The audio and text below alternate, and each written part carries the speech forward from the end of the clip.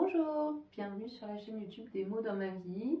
Ici, je vous partage ma communication intrapersonnelle, c'est-à-dire la communication que j'ai établie avec deux parts de moi.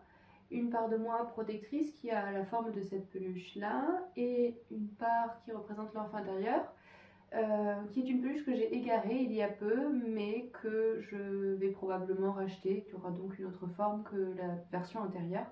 En tout cas, pour aujourd'hui, le coussin fera le travail et ça fonctionnera très bien. Pour gérer ma vie sentimentale, on va dire, récemment, cette année, j'ai eu envie de créer une BD qui s'appelle L'apprenti connasse, que vous pouvez retrouver sur la page Facebook des mots dans ma vie. Et en fait, j'avais envie de savoir un petit peu ce qui se jouait avec cette BD-là. Donc j'ai choisi d'aller interroger mes parts sur ce sujet-là. J'ai eu envie de commencer avec une question très précise parce que c'est ce à quoi je suis habituée avec la communication non violente, à parler d'une situation donnée. Voilà, c'est souvent ce qui me donne des repères, de dire tiens, il y a telle parole qui a été prononcée, il y a tel acte qui a été posé, et voilà comment je l'ai ressenti. Et du coup, enfin voilà, ça me guide pour essayer de comprendre ce qui se passe. J'ai essayé, mais je me suis aperçue qu'en fait, la part protectrice, elle avait surtout besoin de vider son sac et que ça lui convenait pas tout à fait. Donc voilà ce que je lui ai demandé. Je lui ai dit, est-ce que tu peux définir une situation, peut-être, comme je parle de ma vie sentimentale, d'une relation avec un homme, ou bien un acte qui a été posé, une parole qui a été posée, qui a été dite, et comment toi tu as réagi par rapport à cette parole ou par rapport à cet acte en particulier. Et là, ma part protectrice m'a répondu que ça servait à rien de choisir une parole, un acte, parce que de toute façon, ils étaient tous nuls et qu'il fallait tous les mettre dans la poubelle, ces hommes-là. Donc je lui ai dit, ah d'accord, donc en fait, ça ne sera pas possible pour toi de me décrire une situation en particulier pour que je puisse mieux comprendre. Et la part protectrice m'a dit, mais non, ça sert à rien de choisir une situation en particulier. Parfois, il n'y a pas besoin de réfléchir. Et c'est juste qu'il faut le mettre dans la poubelle. Il faut remettre ça dans son contexte pour mieux comprendre ce qu'est la poubelle dans la BD de l'apprenti connasse. Mais parfois, il n'y a pas besoin de réfléchir. Il faut décider des choses rapidement. Et voilà. Et peu importe le pourquoi, le comment, poubelle. Voilà. Ok, donc en fait, quand tu me dis ça, il y a vraiment cette histoire de décider ce qui peut, ou les personnes que je tolère pour entrer en contact avec mes vulnérabilités ou mon être plus profond, et ceux qui ne peuvent pas avoir accès à ça. Et du coup, quand tu me dis ils sont nuls, ils sont nuls, ils sont nuls, c'est la poubelle, ça me fait penser à la vidéo qu'on avait faite au sujet des étiquettes qui nous permettaient de dire c'est bien, c'est pas bien, il est bien, il est pas bien, il est nul, il est pas nul, et que ces étiquettes elles nous étaient très utiles, même si c'était des jugements quelque part, c'était des sortes de guides quoi. Et ce à quoi je pense aussi, c'est que tu es ma part protectrice et que c'est toi qui décides ce qui passe et ce qui ne passe pas. Et là, la part protectrice était très contente de dire qu'effectivement, elle était la part protectrice et qu'elle était bien fière de l'être. Et donc, je lui ai dit ok. Et donc, finalement, dans cette BD, moi, j'imagine que tes personnages préférés, c'est Jean-Charles, donc le sorte de sous-chef, le soldat, et le chef et la chef, j'imagine. Oui, ils sont trop cool et c'est vraiment trop jouissif de mettre des gars dans la poubelle en fait. Parce qu'en fait, dans ces moments-là, je sais que c'est moi qui choisis. Et c'est trop cool de choisir et de mettre dans une poubelle. Et je me suis dit, ok, donc on rigole bien. Mais il y a cette question de pouvoir choisir ou pas pouvoir choisir. C'est un peu bizarre. Donc je suis allée interroger l'enfant intérieur après, en ayant cet indice qui se présentait. Je lui ai dit, mais est-ce que tu peux me dire si toi, des fois, dans ces situations-là, dans ces rencontres-là, avec ces hommes-là, il y a eu des moments où a eu la sensation de pas choisir en fait.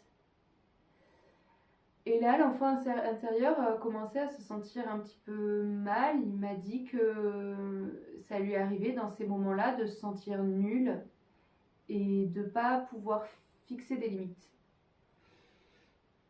Donc là, la part protectrice, elle est intervenue en disant oui, mais ce dont tu avais besoin, c'est que quelqu'un te protège, que quelqu'un t'aide à décider qui on mettait dans la poubelle ou pas, et qu'on les mette définitivement dans la poubelle en fait. Et c'est très bien qu'il y avait des experts de la nullitude pour te conseiller et te dire on les met dans la poubelle.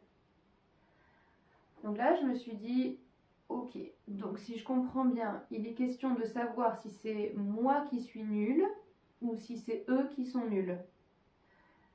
Et en fait, ça m'a rappelé un passage dans la BD où un journaliste, à un moment donné, pose la question de savoir si la multiplication des entrevues dans la BD, la multiplication, la conférence de presse, si c'est véritablement un désir d'informer mes lecteurs, mes lectrices, ou bien est-ce que c'est plutôt un problème de narcissisme, un problème d'estime de soi. Et donc là, j'ai posé la question à l'enfant intérieur et il a commencé à se mettre à pleurer, à être pas bien et à dire que effectivement la blessure d'estime de soi qu'on avait déjà identifiée auparavant, cette blessure étant là, c'était difficile encore de poser des limites parfois. Donc je l'ai pris dans mes bras, je lui ai fait un gros câlin, je lui ai dit écoute, t'as le droit de ressentir ce que tu ressens, cette blessure, c'est ok qu'on la traverse et qu'on la traversera encore peut-être d'autres fois. Et t'as le droit de ressentir tout ça et t'es pas tout seul et je suis avec toi dans cette blessure-là. Et donc ce que tu me dis aussi, c'est que tu avais du mal à fixer les limites. Est-ce que c'est ça? Et donc il m'a dit que oui, c'était difficile de fixer les limites et qu'il ne savait pas quoi penser au fond.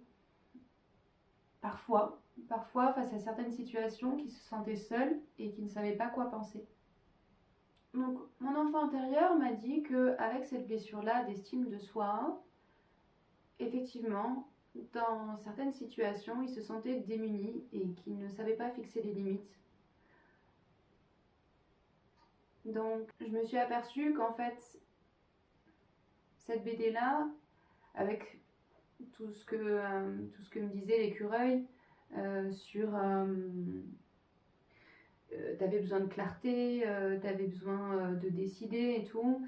Je me suis aperçue qu'en fait, effectivement, cette BD-là, elle avait été pour l'enfant intérieur un moyen d'apporter de la clarté, de mieux comprendre ce qui se passait, de prendre les bonnes décisions en fait. Et du coup, sur la fin, je lui ai simplement demandé comment il se sentait aujourd'hui par rapport à tout ça et ce qu'il pensait de la BD. Donc il m'a répondu qu'il était plutôt joyeux quand il pensait à la BD parce que il voyait qu'on était sorti de quelque chose qui était lourd finalement, parce que cette histoire de blessure d'estime de soi, de peur du rejet, c'était quelque chose qui était très lourd pour lui et que de pouvoir le tourner sous forme de blague, sous forme de BD un peu humoristique, bah, ça l'avait aidé à traverser cette blessure-là, à aller au-delà. Et ça l'avait aidé aussi, donc c'est vraiment ce qui ressortait, à avoir de la clarté sur la situation, voir quelles étaient les limites et décider pour prendre soin de lui et faire ce qui était le mieux pour lui. Voilà.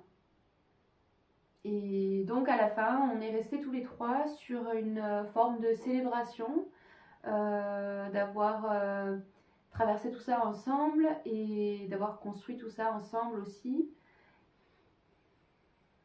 Et oui, c'est cette image que j'avais quand on était tous les trois réunis avec la célébration de cette BD qui avait émergé et qui nous avait fait vivre quelque chose de très créatif et qui nous avait guidés, nous avait permis de nous orienter au milieu de tout ça où c'était pas clair parce que, encore une fois, la blessure d'estime de soi venait parasiter, polluer les réflexions.